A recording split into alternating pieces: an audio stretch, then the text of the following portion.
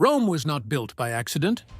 What we call the Roman Empire was, at its core, a system for converting military conquest into administrative control.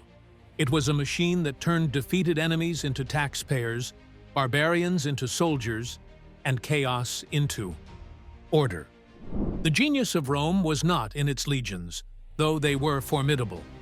It was in what came after the legions. Where other conquerors burned and retreated, Rome built and stayed. Where others demanded tribute and left, Rome constructed roads, aqueducts, courts, and cities. This was the engine. Military force created the initial conditions. Infrastructure locked them in place. And the promise of citizenship, of becoming Roman, transformed the conquered into willing participants in their own. Integration. The system fed itself. Conquered territories provided wealth and manpower. Wealth funded more legions. Manpower filled their ranks. New conquests brought more wealth and manpower. The cycle accelerated. The Mediterranean became a Roman lake, not through a single master plan, but through the emergent logic of a system that rewarded expansion and punished stagnation. But every system has limits. Every engine has a red line. And Rome was about to discover what happens when a machine built for conquest runs out of things to conquer. Expansion is easy when you're winning.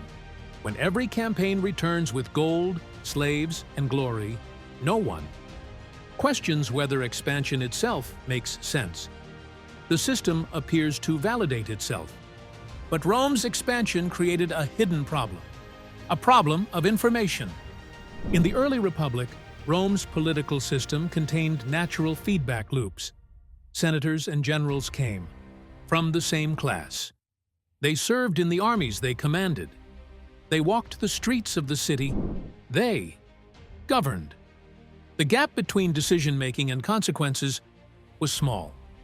Mistakes hurt the people making them.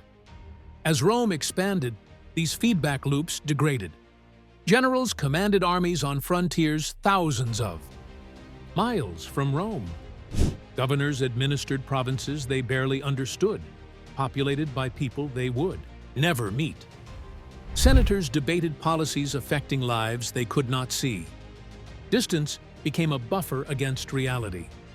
Bad decisions took years to manifest as problems.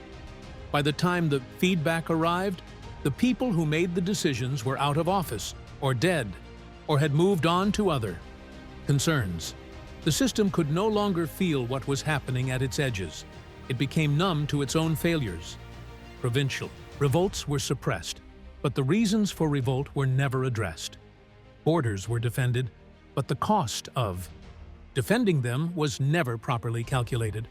Armies were deployed, but their loyalty was taken for granted. This is how systems fail. Not dramatically, but by degrees. Each small failure ignored. Each warning sign dismissed, until the accumulated weight of unresolved problems exceeds the system's capacity to manage them. Rome's expansion had outpaced its ability to process information about itself. Governing an empire is harder than conquering one. Rome's early success came from a relatively simple system. Conquered cities were offered a choice: resist and be destroyed, or submit and be incorporated. Most chose incorporation. They kept their local governments, their laws, their customs. They paid taxes and provided soldiers. In return, they received Rome's protection and access to Rome's markets. This worked when the empire was small enough to enforce agreements personally. When Roman officials could travel the empire in weeks, not months. When local elites saw Roman power close at hand and chose cooperation over rebellion. But scale changes everything.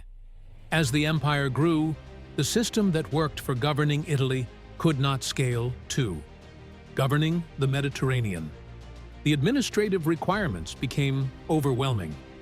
More territory meant more tax collection, more dispute resolution, more enforcement of Roman law, more coordination between provinces, more oversight of local officials. The central government responded by creating more bureaucracy, more offices, more officials, more layers of administration. Each layer added processing time. Each office added opportunities for corruption. Each official became another person who needed to be paid, managed, and monitored. The system became increasingly baroque, increasingly expensive, increasingly slow. Worse, the bureaucracy began to optimize for its own survival rather than the empire's health. Tax collectors extracted revenue regardless of whether provinces could afford it. Officials focused on appearing successful rather than being effective. Reports were falsified to avoid blame. Problems were hidden rather than solved. The administration became an end in itself. A system designed to govern had become a system designed to perpetuate administration. An empire is only as stable as its monopoly on violence. Rome's legions were the foundation of everything. They conquered territory. They defended borders. They suppressed revolts. They projected power across 3 continents. The empire existed because the legions existed. But armies are expensive and dangerous, and prone to developing their own agendas. The more Rome expanded, the more soldiers it needed. The more soldiers it deployed, the more those soldiers identified with their units and commanders rather than with Rome itself. Legions stationed on the Rhine for generations became, in effect, independent power centers.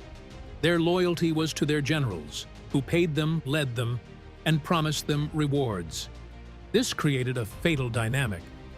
Generals with armies became kingmakers. During the crisis of the 3rd century, emperors rose and fell with stunning rapidity. Some reigned for months, some for weeks. Each transition required the new emperor to buy the army's loyalty. Each payment raised the price for the next emperor. The army had become a protection racket, extracting payments from the state it was meant to protect. Meanwhile, the borders were collapsing, not because Rome lacked military force, but because that force was pointed inward. Legions were fighting each other for control of the throne, while barbarian tribes crossed the frontiers unopposed. The system designed to defend the empire was now its greatest threat. This is the paradox of military power. An army strong enough to protect you from external enemies is also strong enough to threaten you directly. Rome built a military machine that could conquer the world, but it never solved the problem of controlling that machine.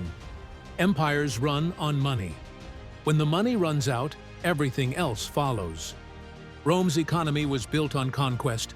Each new territory brought an influx of wealth: gold, silver, slaves, grain. The spoils of war funded decades of prosperity. But when the expansion stopped, the inflow of wealth stopped with it. The empire still had expenses.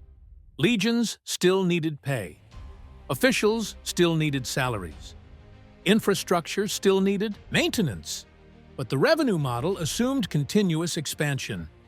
Without new conquests, the empire faced a structural deficit.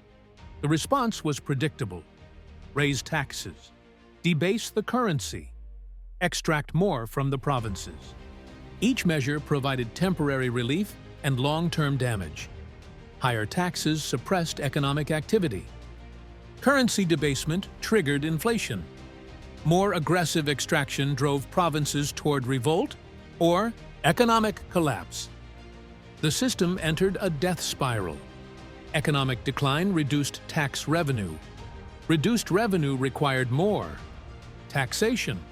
More taxation accelerated decline. Attempts to stabilize the currency failed because the underlying problem, a mismatch between expenses and sustainable revenue, was never addressed. By the late empire, the economy had regionalized. Provinces traded less with each other and more within themselves. The Mediterranean-spanning market that Rome had created fragmented into isolated economic zones. The empire became a collection of semi-independent regions sharing a flag and an army, but not much else. This is how economic systems fail. Not through a single catastrophe, but through erosion. Each small failure makes the next one more likely. Each temporary solution creates worse problems later, until the system reaches a point where it can no longer fund its own basic functions. Rome's economy couldn't support the empire Rome had become. Systems don't die, they stop being maintained. The fall of Rome is usually dated to 476, when the last Western emperor was deposed. But that's not when Rome fell. That's just when people stopped pretending it existed. The actual collapse was a slow decomposition. Borders became porous. Tax collection became sporadic. Roads fell into disrepair. Aqueducts broke and were not fixed. Cities shrank. Trade networks dissolved. The mechanisms that made Roman civilization possible simply ceased to function. In the provinces, local strongmen filled the vacuum. They called themselves Roman officials, governed in Rome's name, minted coins with imperial portraits. But they paid no taxes to Rome, followed no orders from Rome, and answered to no authority beyond their own military force. The empire became a fiction maintained by people who found the fiction useful. The reality was fragmentation. What had been a unified system broke into hundreds of independent power centers, each controlling whatever territory its army could hold. This is the nature of systemic collapse. The pieces remain. The people remain. The buildings remain. What disappears is the coordination, the shared systems, the feedback loops that allowed the parts to function as a whole. Rome didn't fall to a single enemy. It fell because the system that made it Rome, the administrative apparatus, the economic integration, the military control, the feedback mechanisms, degraded past the point of recovery. The empire became too expensive to maintain, too complex to govern, too divided to defend, and too late to reform. What emerged from Rome's collapse was not darkness, but diversity. Hundreds of small kingdoms, new languages, new cultures, new systems of organization. Some more sophisticated than Rome, some less, but all more responsive to local conditions than a continent-spanning empire could ever be. Expansion. It showed what can be achieved when conquest, administration, and infrastructure align. And it showed what happens when a system grows too large to maintain feedback with its own reality. Every empire is a system. Every system has limits. And every limit, eventually, is reached.